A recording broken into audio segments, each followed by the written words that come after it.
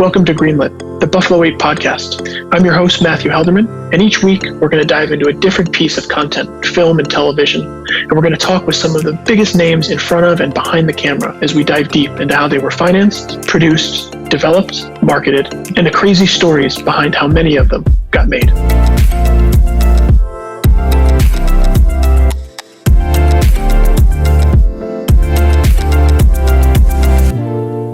Welcome back to Greenlit, the Buffalo 8 podcast.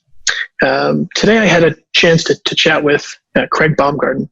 I don't say this lightly, but it's one of the most fascinating Hollywood backstories I think I've ever heard. Craig came to the entertainment business in Los Angeles in the early 1970s. It's sort of the heyday of things like Laurel Canyon and the rock and roll era and the early days of sort of that really amazing creative spurt that the studios had. I'll let Craig tell his story in his own words, but today we're framing the story around Hook and Blank Check, two projects that were really, really important to me growing up, and I know a lot of people resonated with. Craig is a colleague, and we're producing a project together on the Bondit Media Capital side called Castle Falls with one of his clients, Dolph Lundgren, an action film that we're shooting out in Alabama. Again, really seasoned producer, seasoned manager, and crazy enough, after even having worked with him, I wasn't aware that he was a studio executive for more than a decade and a half. But again, I'll let him tell it in his own words. It's an amazing story. So without further ado, enjoy this podcast with Craig Baumgarten. So today on the podcast, we have producer and manager Craig Baumgarten. Craig, thanks for carving out the time. Happy to be here. So Bondit is currently working on a project with Craig and his client Dolph Lundgren called Castle Falls, which has been impacted by coronavirus, and Craig and I are troubleshooting how to get things back on track with that. But Craig has an incredible backstory, an incredible multiple chapter book on his career in this business. But really want to talk about one project in particular to set us up today, which is Blank Check, which was a huge movie for me as a kid, and I know for a lot of people in my age group. Craig, how was Blank Check greenlit? Well, it was a spec script written by these two guys, Colby Carr and Blake Snyder, and I knew their agent, and she was a kind of indie agent with a small firm, and she snuck me the script. And, in those days, you get studios. It still works that way. Agents would give you, like, you can have Disney, and some other producer would have Warner Brothers. And the writers liked me, and I had a good relationship. So I got Disney because it seemed obviously a Disney movie. And it was, I guess, a couple of years after Home Alone. So, it just seemed and felt like the right movie at the right time. And I loved the script. It was fun. And I actually wanted to remake the script. I think today it's an even more fun movie if you think about what computers can do today and what a smart 12-year-old kid could do with a computer and who he could fool and scam today. But it was right at the very beginning of kind of like laptops and desktop computers that, were becoming present in people's homes instead of just at a workstation in some office. And it was right when the Apple was in ascendance for the first time. If you remember, this big ascendance, and then they kind of like, Jobs left and they thought the company was over. And then, of course, he came back and, now it's, just this behemoth, worldwide. But and they had just released the Macintosh computer. So, these guys had come up with the idea of this kid finding a check, that was made out to a cashier's check. And of course, he realized he was 10 years old. Nobody would believe he had $1 million check, which, I guess 25 years ago, $1 million was still a lot of money. And, so, he found this check, and then he figured out how to use his computer, and he created this character, Mr. Macintosh. And it was just a fun movie. And Disney bought the script for $1 million, I think, maybe even a little bit more. And the writers were over the moon. They just couldn't believe that they had just literally fallen into, it was the movie. They had fallen into a check for $1 million, and they were two young guys. And, and then it was like, okay, we're going to make the movie right away. And there was a big threshold question in those days. Disney had Disney, which was Disney. And then they had this company called Touchstone, which was Eisner and Katzenberg's idea to be a more adult version of Disney, not racy or, R-rated, but kind of a little.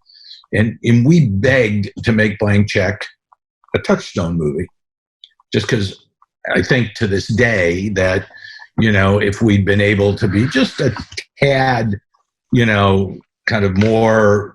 Hold on, I think I just lost my feed here. If we were able to be just a tad more, I don't know, racy's not the right word, but you know what I mean, adult, I guess. Yeah. That, the kids would like it. The adults, older teenagers would pay to see it, like they did for Home Alone, which was this, $300 million movie or something in those days. So, but they wanted it as a Disney movie. They saw this and this kid as the quintessential live action Disney character. Yeah. And, that was, that was it. So that's where we were. We ended up, it's a Disney movie. We hired a young filmmaker named Rupert Wainwright, who's still a friend of mine, and went into commercials and, other kinds of, non-narrative filmmaking, and has been very successful in that field for a long time. After Blank Check, but he made this movie, and we fought like crazy, but we were great friends and good partners in the end. But we would have, like I was younger, and we would have screaming fights and have to leave the set together to. Not you, Craig. Not you with oh your yes, me, absolutely me. Much more so then. And he was a real, he was a volatile guy. But as I say, we're still friends to this day, and I think we made a really good movie, and then, you're just navigating the studio process. You're getting your budget approved. You're getting your cast approved. The good thing is that Disney believed in the concept. So it was never about a star, and the star of the movie was 12 years old anyway, or 11 years old, something like that. And we hired this young man named Brian Bonsall, who had been, I think, in Star Trek, but he was the late in life child on the Michael J. Fox series. I can't remember the name of it now, where he became a star with, I think it was, oh God, you'll have to fill in the series for me. I can't remember, but he was like a TV, not star, but character. And he was just this impossibly cute young kid. And so we cast him, and he and his mother came along, and she was his manager and his acting coach and this and that and all the rest of it.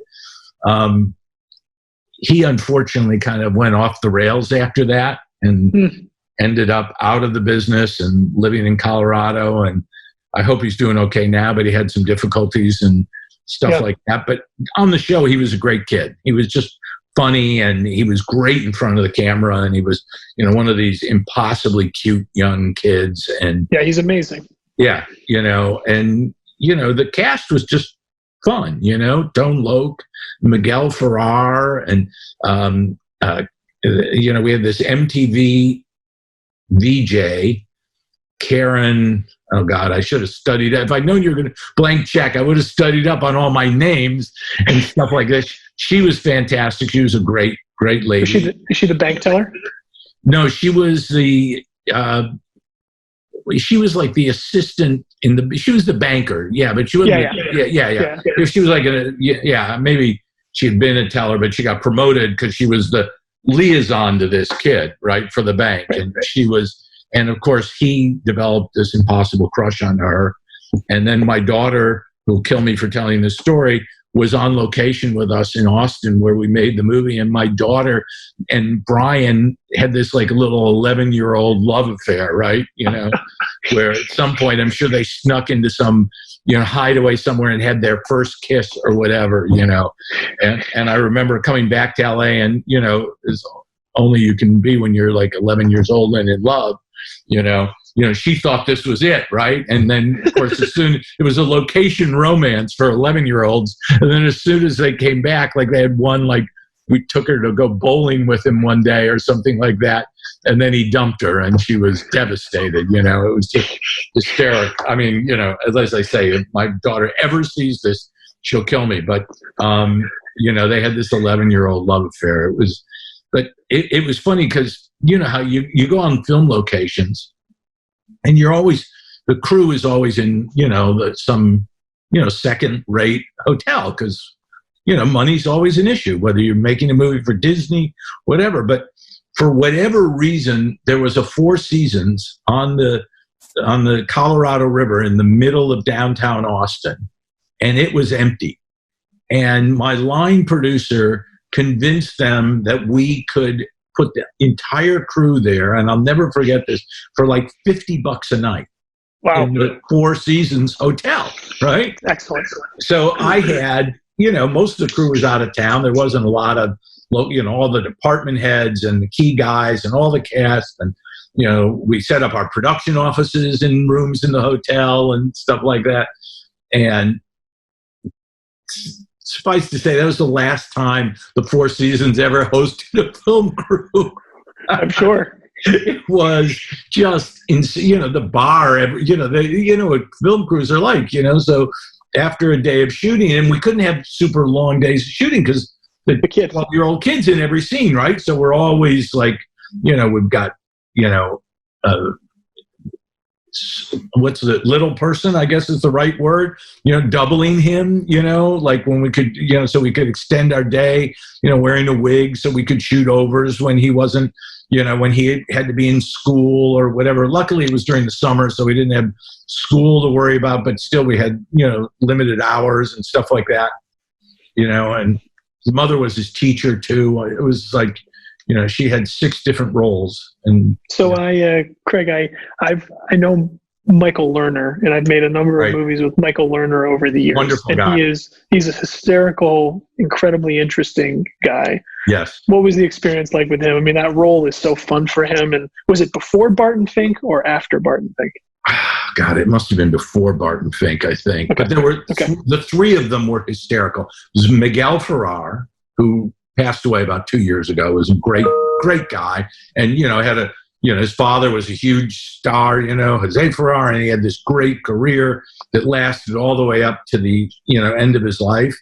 Tone Loc, who was a rapper, a one-hit wonder rapper, who had this song I think called "The Wild Thing" or something like that. But he was iconic. He had this deep basso profundo voice, and he was this big kind of just guy. He was just loose guy. And then you had Michael, who was always overweight and was kind of could do anything from serious drama to the Three Stooges because he was such a wonderful actor. He could do anything literally. And the 3 of them were always together, and they were always crazy on camera and off camera, and just had tremendous amount of fun with all of them, and then they had tremendous amount of fun with the kid, right? It was just fun for them because they're always, it was like a Roadrunner cartoon. They're constantly trying to get this kid and get their money back because it was their check, and Michael was the corrupt banker, and it was. I mean, the movie's really fun and cute, and the parents were great. It was just top to bottom. It was a pleasure to do. We had, we had a really good production designer who went way over budget and managed to keep it from the line producer, and Disney got involved. And when I say way over budget, we're talking like $100,000 over budget on a $12 million movie or something like that. But, Disney got all, bent out of shape, and we had guys come down, and my line producer who, got in trouble with them, but still has had a great career and does really well. I won't mention his name. It was just, but, it was 100 degrees every day in Austin, heat wave. So literally every day, you get in your vehicle and you couldn't touch, the steering wheel for 10 minutes until the air conditioning had been going because it was just so hot. You'd bake. How many days was that shoot, Craig? How many days did you shoot down there? I think 50 or something like that. It was a regular studio shoot, and you couldn't shorten it because you had restrictions on your hours because Brian was in every scene virtually, other than when the bad guys were running around scheming. So there wasn't a lot we could do, and then we found the house, Mr. McIntosh's house, which the kid manages to buy in Mr. McIntosh's name. We found in the middle of this kind of upper income section of Austin, we found this castle. It was like a medieval castle in the midst of this totally normal neighborhood. It was kind of near the University of Texas, so a lot of faculty people I think lived there and stuff like that. And the castle looked so impressive, but inside it was this tiny little house with tiny little rooms and all the rest of it. And as I told you the other day, that I found out last week, this is, a movie we made 25 years ago or something like that, found out last week that Robert Rodriguez bought the house, wonderful filmmaker, and he lives there. And, I think he remodeled it extensively to make it kind of livable because, as I say, it was kind of inside. It was like a medieval castle inside, but it was really a distinctive character in the movie and stuff. It was just a really good experience. Sometimes you go on location and every day is torture, whether it's the star or the director or logistical problems or weather or whatever. This was just, a fun shoot. We had a great time. Everybody lived in this one hotel. The bar was like insane every night. And, as I say, by the end of the shoot, they couldn't wait to get us out of there. Yeah. And so, Craig, curious. So now the film comes out. So you're done. Film comes out. Obviously, different theatrical world than today. What was the release like? Did it feel like a hit? Did you know it was going to have staying power? What was that experience like? It was a middle-sized hit. I remember there was like Disney's second biggest picture that year, but it was a vastly different Disney than today, Mm-hmm. So, I never really I don't remember how it did internationally, Yeah. I don't expect that it was a picture that was going to travel well, at that time especially. But it was successful in the U.S. and we were proud of it. We were happy. We always felt that if we had been able to make it a little bit, tougher, it would have been a bigger hit. But everybody was happy with it. It opened nicely and it played out for its, 4 to 5, 6 week run. And I think in retrospect, people think it's more successful than it was because, it just became, iconic for the kids. And it was the early days of, a deep penetration in home videos, where you could buy home videos instead of rent it. We went through that period, very beginning of home video in the early 80s, where, everybody thought it was going to be a rental market. So, the store, you had the Blockbusters of the world buy these video cassettes for $90 and then they'd rent them out. And then, around this time was when the studios decided they do much better doing a sell-through model and selling the videos. And, and they weren't DVDs yet, but they were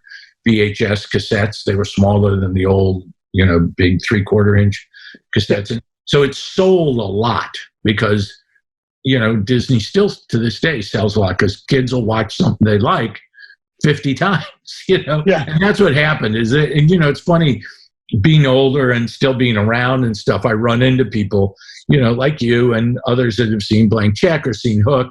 And, it's always nice, when, you find out that these movies have had, a real impact. They really have lasted with people for, 20, 30 years now, I mean, Universal Soldier is another movie like that, Universal Soldier is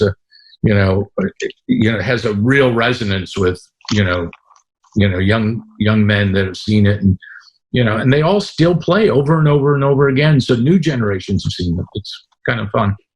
So shifting gears for a moment, I want to come back to Universal Soldier and to your relationship with Dolph and that whole side of your career and your business now. But I'm curious, you've had a really interesting sort of straddling of both lines, the studio world and then the independent world, and you've seen the evolution of this business over a pretty good period of time. Walk us through your career in the studio system, the benefits of that, the transition into independence, and then I think even more so, interestingly, the transition of where the business is today as it sits. Well, I never thought I'd be a studio executive. I don't even think I knew what studio executives were when I decided I wanted to be a movie producer. I was sitting in New York. I had produced a play off Broadway that became very successful and a bit iconic called Women Behind Bars, written by a man named Tom Ian, who became was a very successful New York playwright. And he wanted to write a movie. So I commissioned him to write a movie for, I don't know, like $2,000 or $3,000. And he wrote a script for me. None of us knew about the Writers Guild or anything in those days. And he had never written a movie. And the script was terrible, but, because he didn't really kind of have interest in writing movies. He just wanted to write something. And I mean, he did, but he didn't want to study what a movie was, what he needed to do to write a movie as opposed to a stage play. And, it was just off the wall, and I didn't know any better at the time. But I decided I'd like to make independent movies. And, so I just literally picked up my life, got it a long time ago, 1976, and I moved to Los Angeles. And I didn't have a job. I knew a few people, and I sublet a house from a friend of mine who was in Ireland making a movie. And he had this great house up in Laurel Canyon that, at the time I thought was like a palace, and he had a pool. And so I didn't have a job, and I was single, and I was living in this house with a pool. So I just started inviting people to my house for parties like every other weekend. And I had parties, and I started to meet people. And, we were all young in those days, and we were crazy. I mean, it was just a completely different ethos in terms of how we lived our lives and, what we thought was acceptable behavior, et cetera. But, we'd have people over. I mean, they weren't orgies. I'm not doing that. You just, you'd meet girls and women, or you'd smoke joints with people you never met, and, whatever that was. And I started to get to know a lot of people. And I was really good friends with a young actor who was just starting to bubble up, whose name was Richard Gere. And Richard and I were close friends, and we decided he was just starting to get done looking for Mr. Goodbar, and he'd done a movie called Blood Brothers, and I think he had just done Days of Heaven. And so we decided to go to Paramount, where we knew this executive, and pitch a movie idea to him that Richard would star in and I would produce. And they bought it, and it was a book, and, it was set in Vegas, and it was a great idea, but, we developed a script. It didn't go anywhere, but I was in England visiting Richard and talking about our project on Paramount's dime. We'd gotten the first draft in, so we were going over the script. And just by happenstance, this executive who had bought the script was in London on other business. So we hung out one night, had dinner, and then sat up in his hotel room and talked about life and shit. And he said, "You got to come to Paramount and be an executive."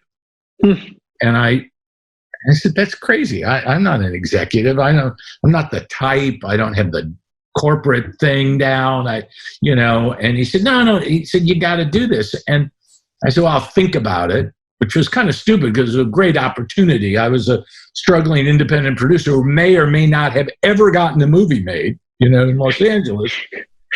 And, I remember getting on the phone with my dad at the time, and, he said, "Well, that's crazy. Of course you got to do it." And I said, "Why?" I said, he said, "Well, my brother was a baseball player at the time, professional baseball player, and he was in the minor leagues. And my dad said, well, if Ross got called up to the major leagues, he's going, right?" He said, "You're in the minor leagues. You just got called up to the majors." And, sometimes people say something to you and it just resonates in the moment and it clicks. And I thought, yeah, of course I got to do this. So I did. And I went and became an executive at Paramount. And at the time at Paramount, Barry Diller was chairman. Michael Eisner was president of the motion picture division. Frank Mancuso was head of distribution and marketing. Don Simpson was head of production. And the three production VPs were Jeffrey Katzenberg, me, and Dawn Steele.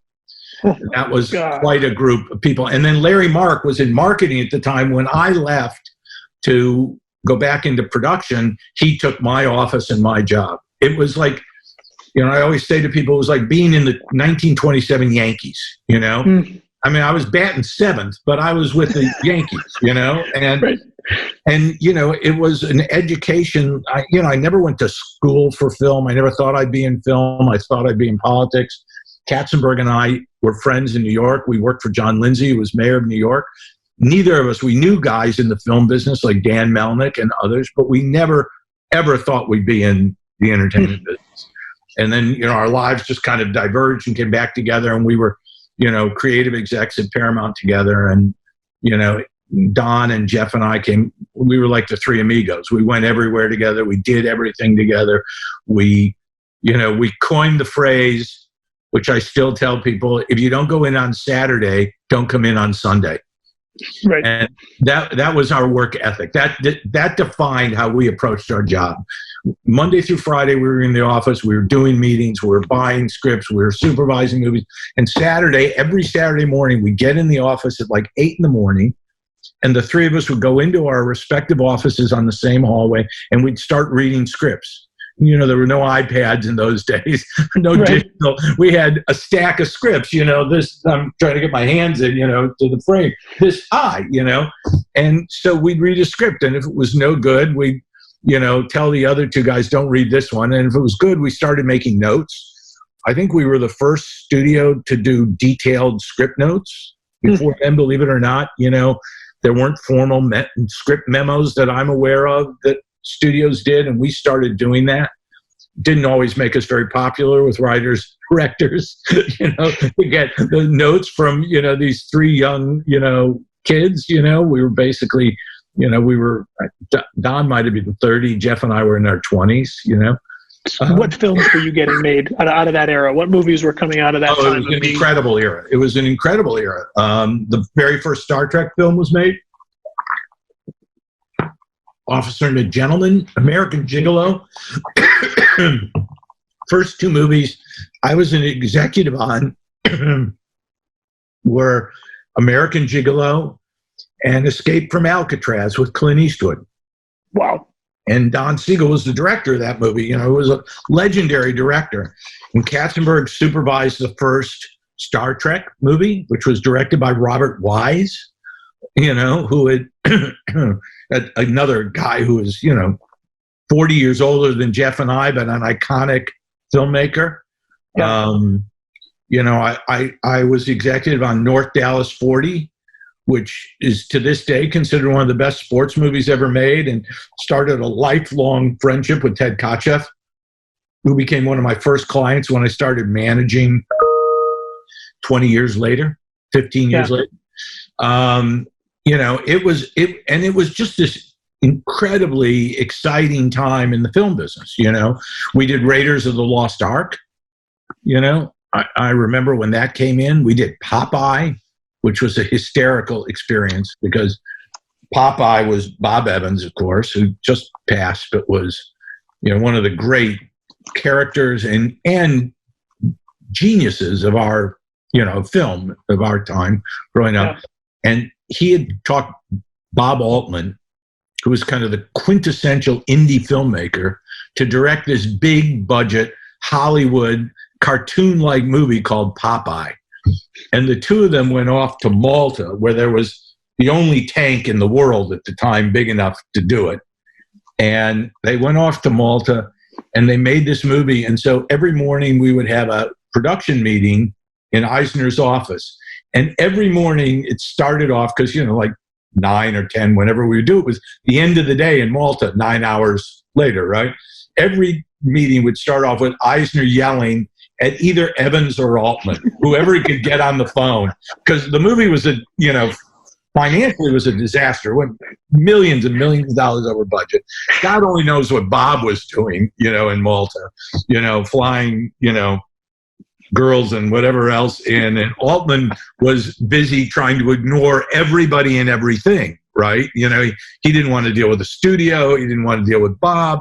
So after the call to Altman, there was the call to his agent, Sam Cohn, who was in New York. And Sam was a great agent who represented Altman and Fosse and Woody Allen and Sidney Lumet. And I mean, on and on and on, and there was a big New York filmmaking business in those days where great filmmakers, established, powerful filmmakers lived in New York. And almost all of them were represented by Sam. He'd then get on the phone with Sam Cohn. And Sam Cohn would look, I'm sure he would hold the phone away from his ear like that. And, at the end, Eisner would calm down and then we'd do it again the next day. And, they just basically ignored us. They knew they were in Malta. And in those days, being in Malta, you could have been on the moon. There was nothing you could do about it. There was nothing we could do that would make Altman go faster or, we weren't going to fire Bob Altman off the movie. It was this incredible thing that Bob Altman was directing his first mainstream commercial movie. Yep. And it was just great. I mean, I learned so much from Eisner, who was kind of a genius, in that, he used to just understand stuff. We made Airplane during that time, and, that's one of the great stories ever because Michael Eisner was at a dinner, like a kind of dinner party at somebody's house.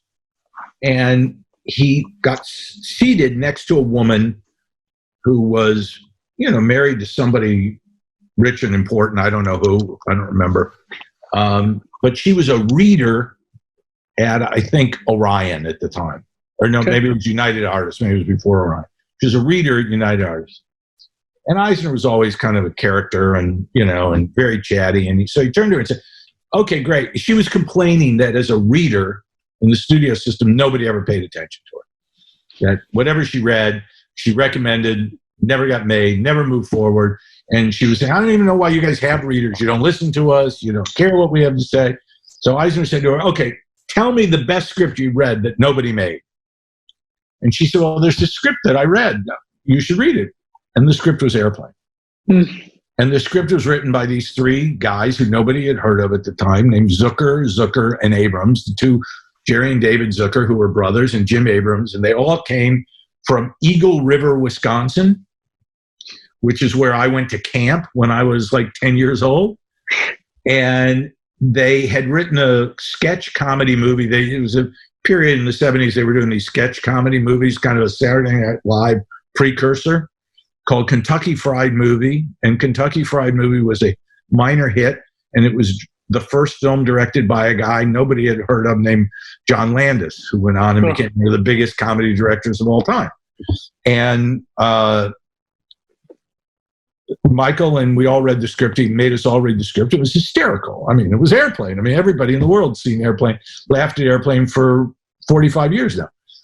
And it was hysterical, but here was the trick. The only way they would do it is if the three of them could direct the movie together. First of all, the DGA didn't allow three directors. They had reluctantly allowed co-directing, but they had never allowed three people to direct a movie. It was a violation. We needed to get a waiver from the DGA. And nothing was more terrifying than having not one inexperienced director, but three inexperienced directors who conceivably, from our mind, could sit in that directing booth and argue away the day while they got into stuff. And we didn't know them well or anything. And so Michael's idea was to hire a veteran producer. So he hired a guy named Howard Koch, who was Hawk Koch's dad and was a, big producer forever, but a real line producer, a guy who got into stuff. And we made Airplane.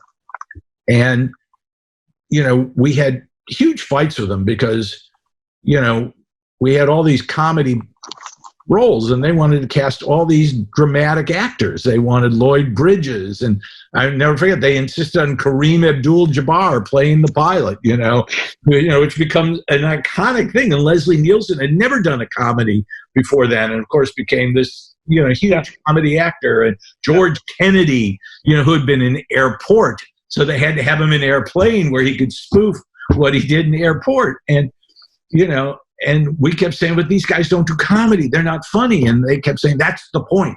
The point is they're not funny. They're going to play it straight, and that's what's going to be funny. And I don't think we would have trusted them, but Eisner said, listen, we're in for a penny, we're in for a pound. We're making this movie with these guys. We trusted them. And I'll never forget, we saw the first rough cut on studio research screening in front of an audience. It did pretty well, but it was really long. And I remember we kind of went back into our offices. Don and I and Jeff were all sitting there, and no, it's not a disaster. It's okay. It's, we won't be embarrassed by it. And Eisner come bounding in, and he had all this energy. Michael was a ball of energy, and he comes bounding into the room, and it's hysterical. You know who's calling me? He's not trying me on my phone. It's Ted Kocha. He just mentioned Ted Kocha. Anyway, he came bounding into the room with all this energy, and he said, this is going to be huge. This is going to be giant. This is a fantastic hit movie. And then he left the room, and we all looked at each other and said, oh, that's Michael. But that was Michael, and Michael was right. It was a sensation. And believe it or not, here's another thing that was great about Paramount in those days. Frank Mancuso was head of distribution and marketing. And he said, we're going to release this movie wide everywhere in the country, which you didn't do on all your movies in those days. And we're going to do it on the 4th of July weekend. Mm. And everybody thought Frank was crazy. And the filmmakers thought we were dumping the movie because there had never been a hit movie on the 4th of July weekend. It was not a weekend people went to the movies. They were out at fireworks displays and beaches and parks and picnics. No one ever thought 4th of July was a good time to release a movie. And I'll never forget the pictures on the news that opening weekend, like it was the Wednesday before, right away, of people lined up around the block to see Airplane because nobody knew anybody in it. Nobody cared about Leslie Nielsen or George Kennedy, and Robert Hayes was nobody knew who he was. And they were lined up because the trailers were so funny, and the bits in the movie and the promotion on television was, and everybody went to see the movie, and it was a massive 4th of July weekend success. I love it, Craig. Yeah. I love it. It's so fun. So how do you get from that life to the world of independence and the world of today's independence, which are it's basically a different industry? Well, I still go back and forth. I have studio movies that I'm working on. I do a lot of television, as you know, and we finance our own TV and, television movies and stuff like that. And I got into independent, action movies really after the first Universal Soldier. Dolph became, hot, and I had a script that I wanted him to do, and my friend Ted Kochev, who just called me, was the director. And it was the first movie ever made written by a man named Billy Ray, who's become one of the biggest writers in our business and now a director. And later I produced his first movie as a director called Shattered Glass, which was an independent movie. So we got Dolph in this movie, and that financed the movie in those days. And I think we had like a $9 million budget, and we went to Prague because it was kind of an international movie. And Eastern Europe was literally just opening up. The Hungarians and the Russians, or the Hungarians and the Czechs had thrown out the Russians. The Soviet Union was crumbling, and all these fledgling economies were looking for movies.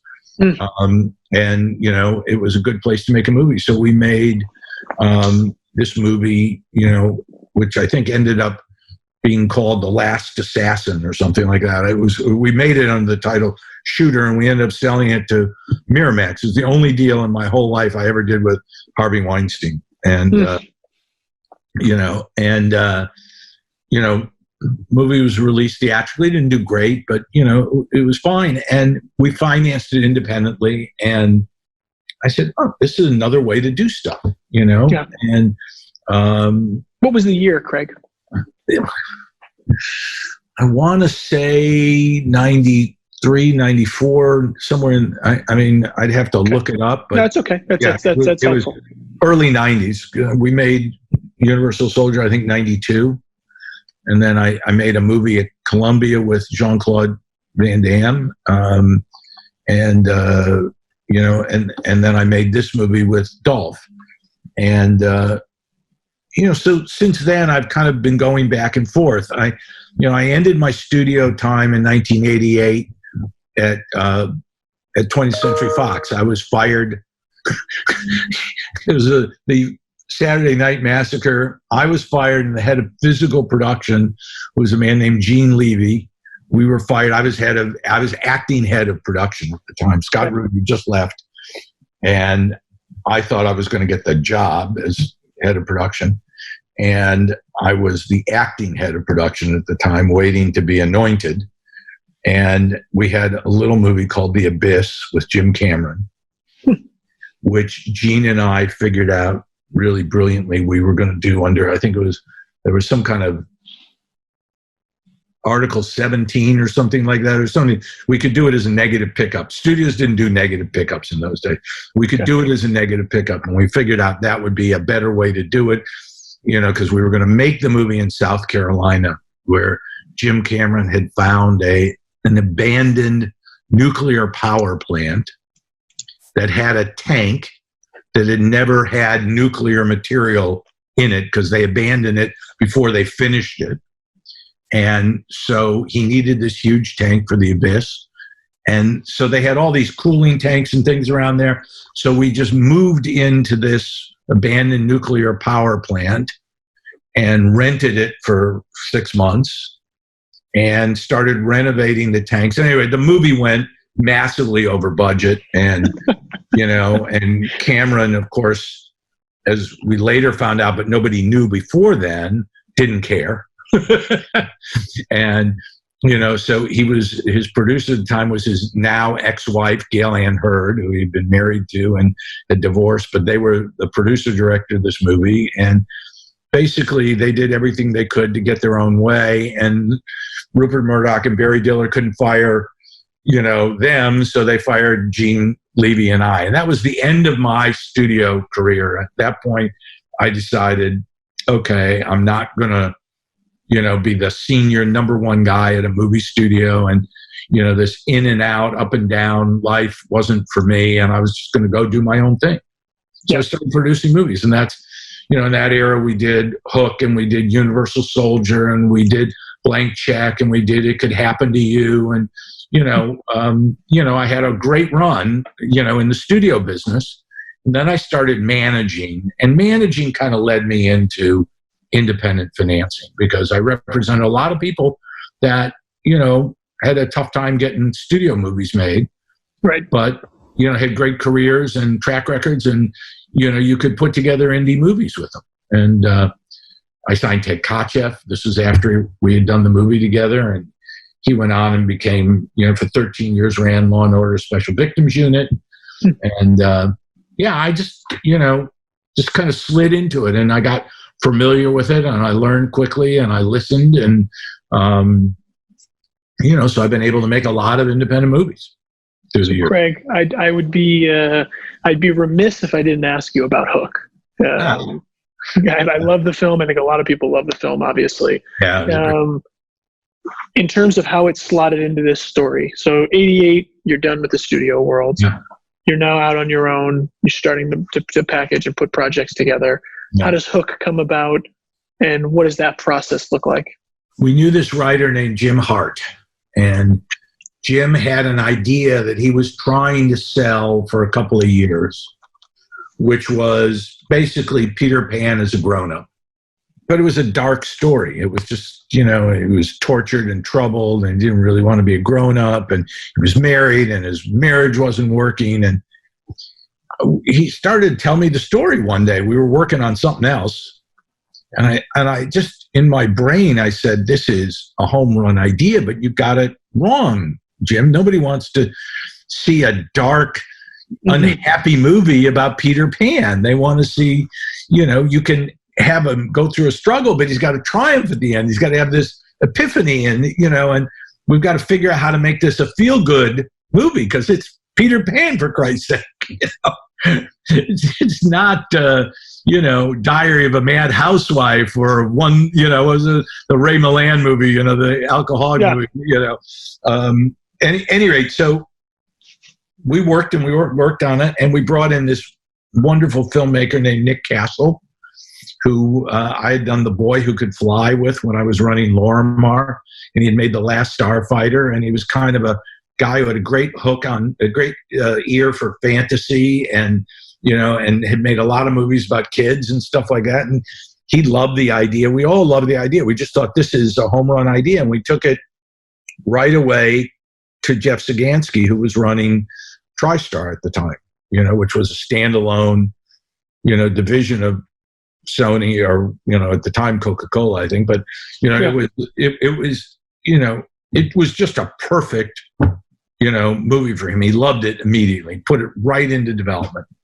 And Jim started writing, and Nick supervises the director, and Gary Adelson and I, my partner, we were the producers, and we all thought this is going to be a huge, huge hit movie. And then Jeff Sagansky got fired. Or quit. I don't remember. I think he got fired. And, Goober and Peters had just taken over all of Sony. And they hired Mark Canton to run Columbia. It had just become Sony. It was bought. So they had Mark Canton to run Columbia. And they hired Mike Medavoy to run TriStar. Mike's a great guy and is a really smart guy, but I don't think he got the movie initially, but as an idea when it was pitched to him. But, he said, okay, well, let's see what the script looks like. And the script came in, and to his credit, he read the script over a weekend and came in Monday morning and said, we're making this movie. And so we started casting, and it's the only time in my, 50, 60 movies where we sat around with the studio and we said, okay, we got two big roles. We got Peter Pan, we got him, and we got Captain Hook.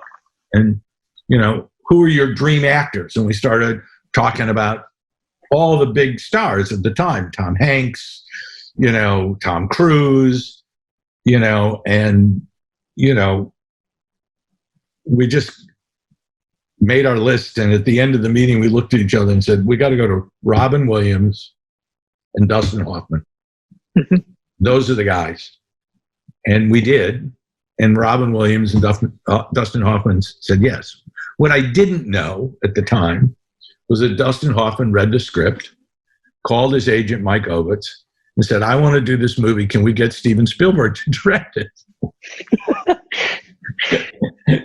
And, there's a director on the movie, who had a deal at TriStar.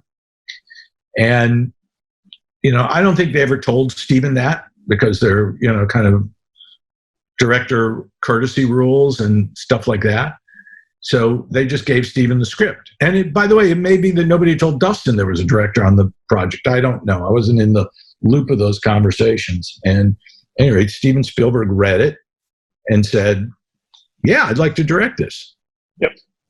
And so now you've got Robin Williams, Dustin Hoffman, and Steven Spielberg. And, arguably it was, and at this moment in time, Dustin was coming off of, oh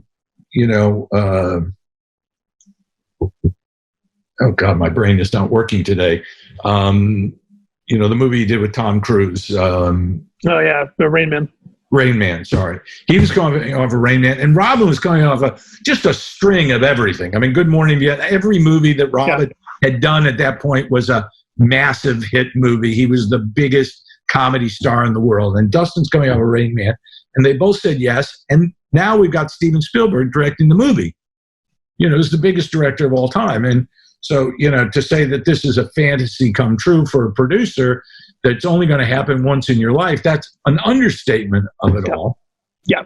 But Steven at the time, I think he's I think he's mellowed since then. But at the time, Steven had a rule that, he didn't like multiple producers on his movies. He didn't want anybody to get credit on his movies, but his team. And so, we had to be off the movie. And again, I didn't discuss this with Steven directly, so I can't tell you whether he was involved or whether Ovitz just decided this is the way to, please him, or whether his lawyer came in and said, these are the rules if you want to be in business with Steven Spielberg. But it came down to us. First, Nick Castle had to be taken care of, and he made a deal to leave the project, and they gave him another movie to direct, which he directed and stuff like that. So Nick was okay. And then they came to Gary and I, and they said, okay, you guys are off. We're firing you. I need to fire us. We just developed a script that Steven Spielberg, Dustin Hoffman, and Robin Williams all want to do together. It's going to be the biggest movie of the year next Christmas, and you want to fire us for what? We didn't do a good job?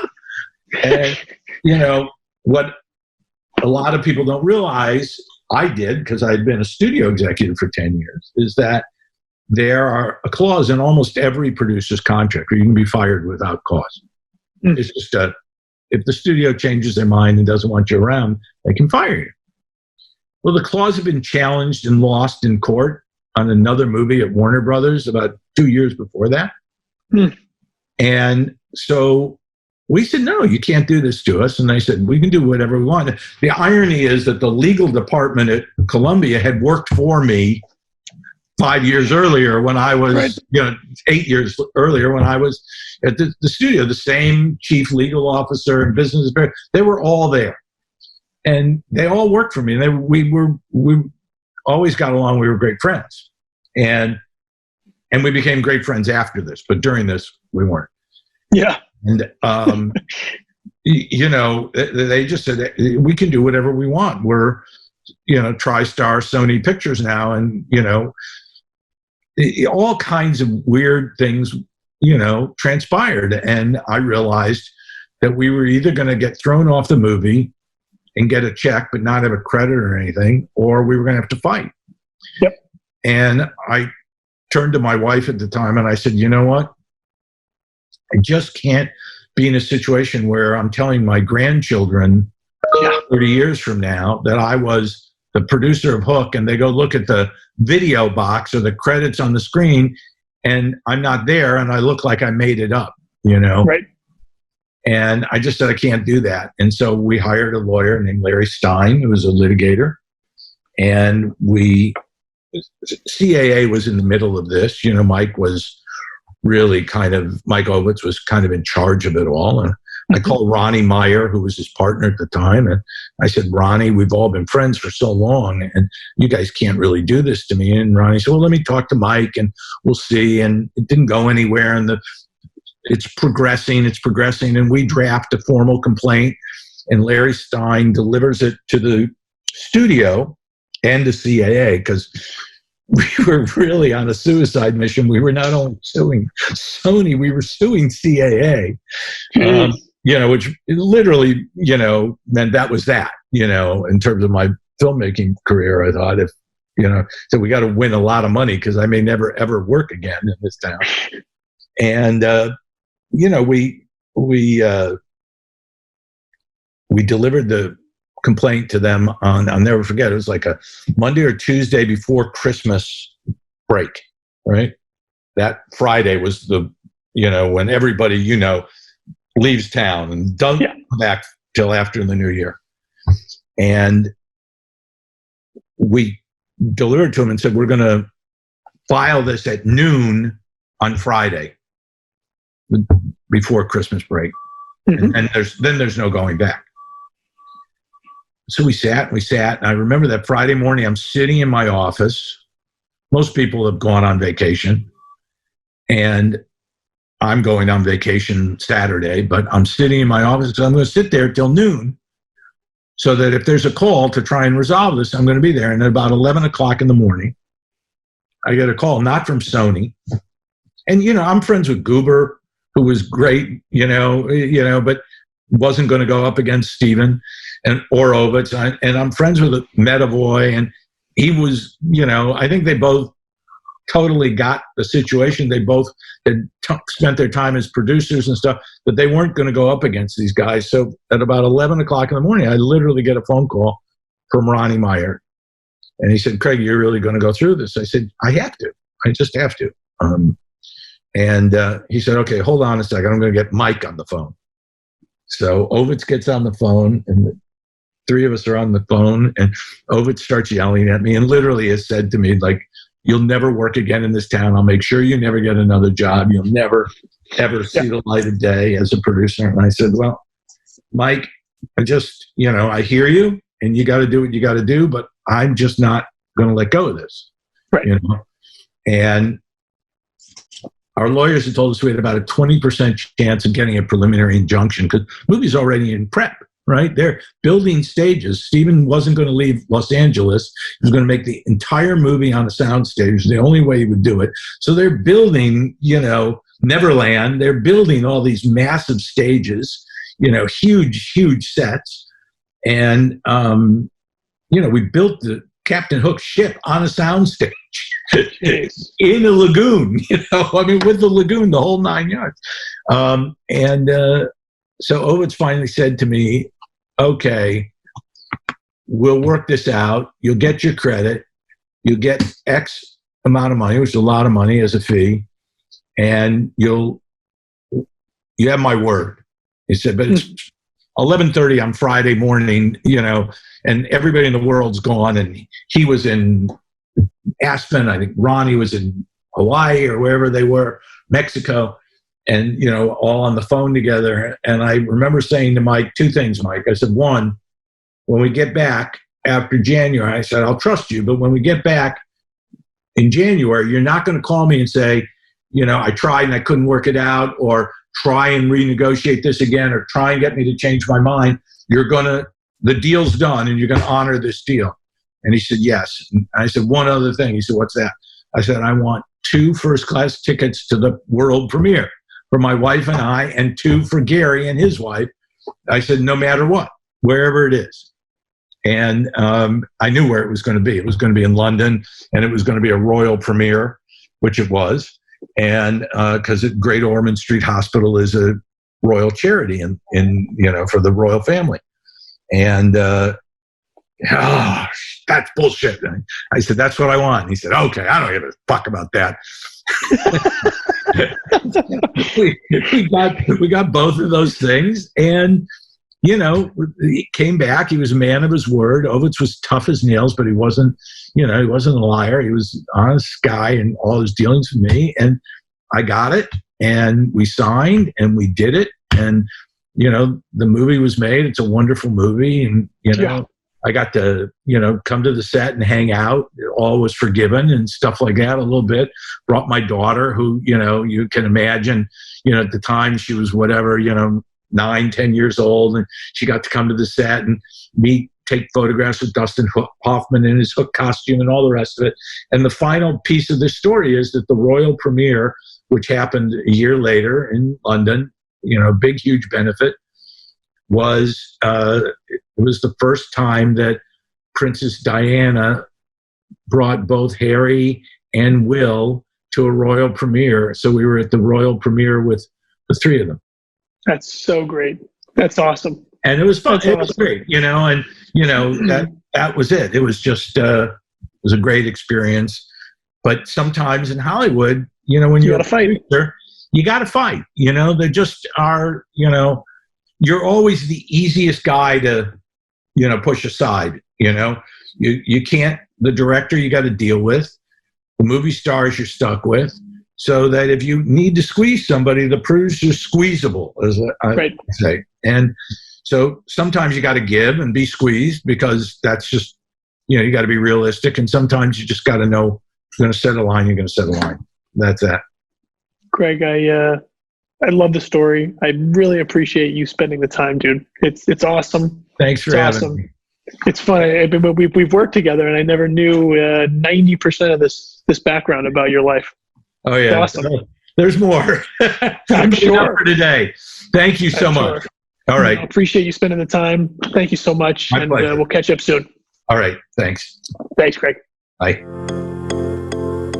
Thank you all for listening to another episode of Greenlit, the Buffalo 8 podcast. For financing questions, feel free to contact us at Bondit Media Capital at info@bondit.us. For production, development, and distribution questions, feel free to contact us at Buffalo 8, info@buffalo8.com. We'd love to hear from you and hope you'll continue listening to the podcast episodes ahead.